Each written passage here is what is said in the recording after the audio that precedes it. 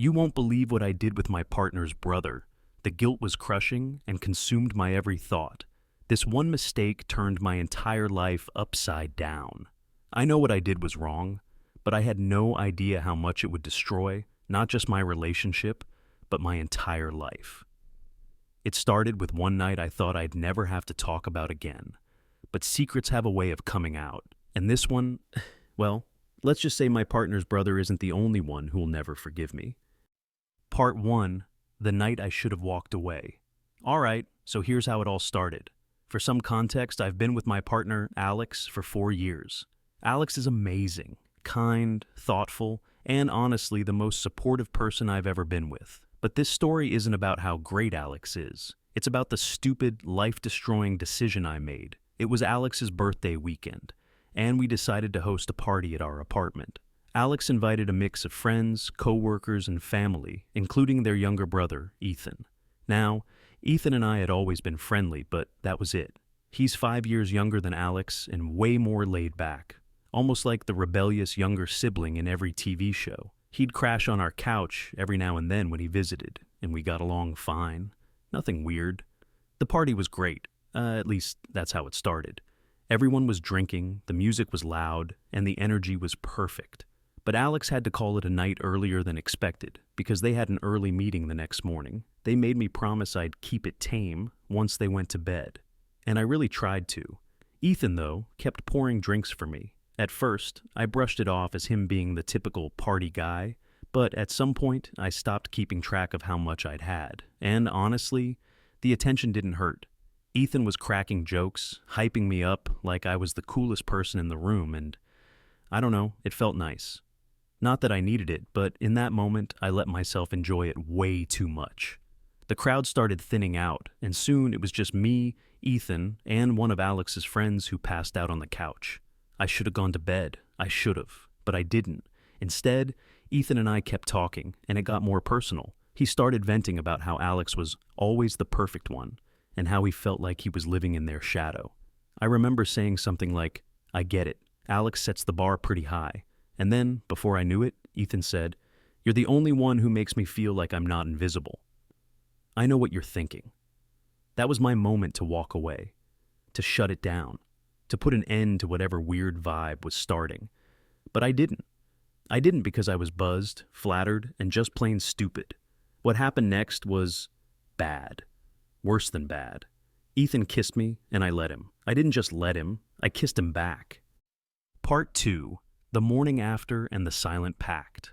When I woke up the next morning, the first thing I felt was the worst hangover of my life. The second thing I felt? Panic.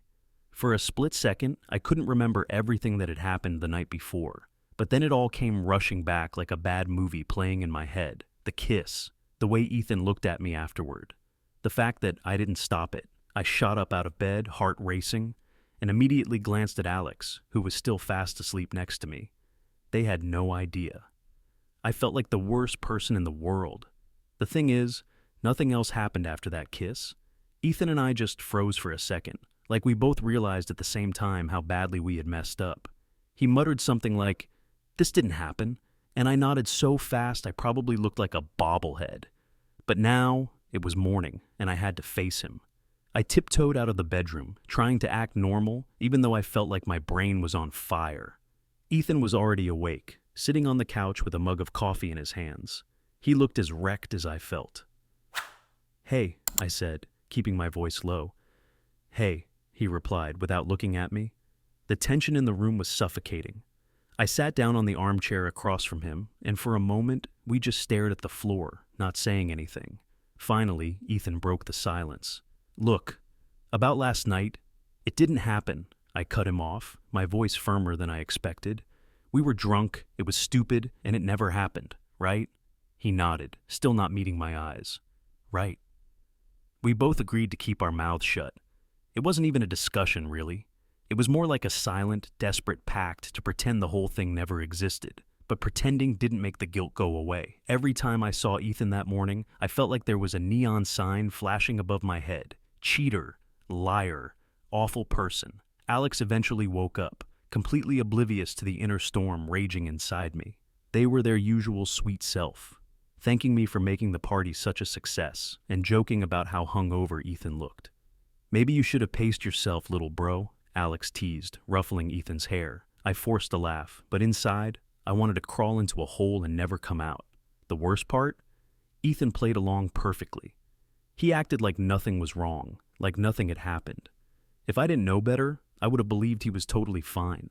But every time our eyes met, it was like a silent reminder of the secret we were both carrying. That day, I made myself a promise. I was never going to let anything like that happen again. I was going to bury this mistake and be the best partner to Alex I could possibly be. But as you can probably guess, secrets don't stay buried forever. Part 3. The guilt that wouldn't let me breathe. For the next few days, life carried on like nothing happened. Alex and I went about our routine, and Ethan pretended like everything was normal. The more I tried to act like nothing was wrong, though, the worse it got. It felt like this heavy weight was constantly on my chest, and every time I looked at Alex, I could feel it pressing down harder. I couldn't escape the guilt. The worst part was, I started to distance myself from Alex without even realizing it. I was avoiding eye contact, being short in conversation, and just feeling generally off. Alex noticed, but didn't push it, which made me feel even worse. Every time they asked if I was okay, I'd just say I was fine, but deep down, I knew I was lying. I wasn't fine. I was barely holding it together. And then there was Ethan.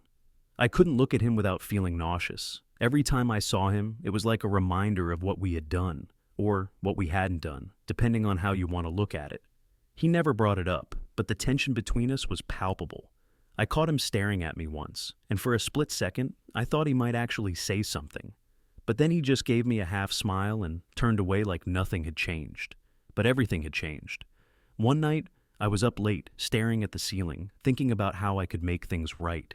I wanted to confess to Alex. I wanted to tell them everything and just let the cards fall where they may. But then the fear would hit me. The thought of losing Alex, of ruining everything we had built together, stopped me cold. I didn't want to be that person, the person who broke their trust in the worst way possible. And yet, the longer I kept the secret, the more it felt like I was being suffocated. I couldn't breathe with it hanging over me. Eventually, I found myself snapping at small things I never would have cared about before. Alex would ask me if I wanted to go out, and I'd make up excuses. If they wanted to talk about something, I'd brush them off. Nothing major, but enough to make them start to notice. One night, Alex sat me down. "You've been acting weird lately. Are you sure everything's okay?" I remember feeling like the walls were closing in on me. "Yeah, just work stuff. I'm fine." But Alex wasn't buying it. "You know you can talk to me, right?" I looked them in the eye, and for a split second, I almost caved. I almost told them everything. But then I stopped myself. What was I supposed to say? "I kissed your brother, and I've been a wreck ever since." No, I couldn't. I just gave a weak smile. "I'll be fine, I promise. Just need some space to get my head straight." Alex nodded, but I could tell they were still concerned, and that made me feel even worse. Part 4. The moment it all came crashing down. You can only hide a secret for so long before it starts to leak out, and I guess I should have known that. I was constantly on edge, worrying that someone, anyone, would notice something was wrong. But I still couldn't bring myself to tell Alex, even though every part of me screamed to come clean. I thought I could just ride it out, bury the guilt, and hope the problem would disappear on its own. Spoiler alert, it didn't. One evening, about a week after everything had gone down, Alex and I were having dinner when we got a message from Ethan. It was a group text, asking if we wanted to join him and a few friends at a bar. Alex was immediately up for it, but I froze. The last thing I wanted to do was see Ethan, especially in a social setting where it would be impossible to avoid each other. But I couldn't exactly say no. So I forced myself to agree. When we got there, the moment I walked into the bar, I saw Ethan leaning against the counter, talking to a couple of people. As soon as he spotted me, his expression changed, just slightly, but enough for me to notice. The look in his eyes was one of confusion, mixed with something else. Regret, maybe? Or was it guilt? I couldn't tell. I took a deep breath and walked over to the bar, where Alex was already chatting with some friends. But just before I sat down, Ethan pulled me aside. "Hey, can we talk?" he asked, his voice quieter than usual. I hesitated. My heart was beating so loud in my chest I could barely hear him, but I knew this was it, the moment I couldn't avoid anymore. I nodded stiffly, and we walked outside to the alley next to the bar. The cool air hit me, but it didn't calm my nerves. Ethan looked at me for a second, like he was trying to figure out how to say something. Then, he just said it. "I can't do this anymore." My stomach dropped. "Do what?" "Act like nothing happened," he said, his voice low. "I can't pretend I don't feel whatever this is. I can't just keep lying to myself." I stood there, completely frozen. My mind was racing, trying to process what he was saying, but I couldn't find the words. "Ethan, we can't," I whispered, even though deep down I knew I was lying. "We can't let this, whatever this is, ruin everything." He ran a hand through his hair, clearly frustrated. "You're right, it's messed up. But I can't just act like it didn't happen. It's eating me up." That's when the panic really set in, because I realized, in that moment, that we were both on the edge of something we could never take back. No matter what I said or how much I begged him to forget it, it was already too late. Just then, I heard a voice from behind me. "Everything okay?" I spun around to see Alex standing there, looking concerned. And in that moment, I knew I was done. The guilt, the lies, the whole situation. It was about to come crashing down. Ethan shot me a glance, and I could tell he was about to make a decision, one that would change everything. "I think we need to talk, all of us," he said, his voice surprisingly steady. I didn't know if I was relieved or terrified, but one thing was certain. The truth was finally going to come out. Part 5. The truth that ruined everything. I didn't think I'd be able to breathe again until I said it. I didn't even know what it was, how to start, what to say, or how to even apologize for what I'd done. But standing there, with Alex looking back at me, everything felt so real. My heart was pounding in my chest, and I could feel the air around us growing heavier by the second. Ethan and I were standing in the alley, and Alex had come outside just at the wrong moment. But now, everything was going to come to light. There was no way out. I could feel Ethan's eyes on me, and for a moment, I thought I might lose my mind. His face was serious, but there was something else there too. Maybe understanding, maybe even a little sadness. But I couldn't focus on that. I had to deal with Alex first. "Are you two okay?" Alex repeated, clearly concerned now, stepping closer to us. I felt trapped. I opened my mouth, but the words wouldn't come. Then Ethan, who had been so quiet up until now, finally spoke. "Alex, we need to talk," Ethan said, his voice surprisingly calm, but I could hear the tension in it. I looked over at him, and for the first time since it happened, I saw the full weight of what we had done hanging in his eyes. He wasn't going to let it slide anymore. He wasn't going to keep pretending like nothing happened. And honestly, I didn't blame him. "What do you mean?" Alex asked, looking between us both. They had started to look worried, and I could feel that my stomach was in knots. "Look, it's not easy to say this," Ethan started, his hands moving nervously at his sides. "But I think you need to know what's been going on." I froze, and every nerve in my body screamed for me to stop him. But it was too late. "You can't just keep pretending everything's normal," Ethan continued, his voice cracking a little, "because it's not." Alex's face went pale as they glanced at me. The silence was suffocating, and I knew there was no turning back. I opened my mouth to say something, but the words caught in my throat. I couldn't do this to Alex, not like this. Not in a moment like this, out in the open. But Ethan wasn't backing down. "Alex," I finally said, my voice barely a whisper. "I'm so sorry. I messed up. I shouldn't have done what I did, and I should have told you earlier, but I didn't, because I didn't want to lose you." The look on Alex's face was the worst thing I've ever seen. They stared at me for what felt like forever, eyes wide, disbelief written all over their face. "What are you talking about?"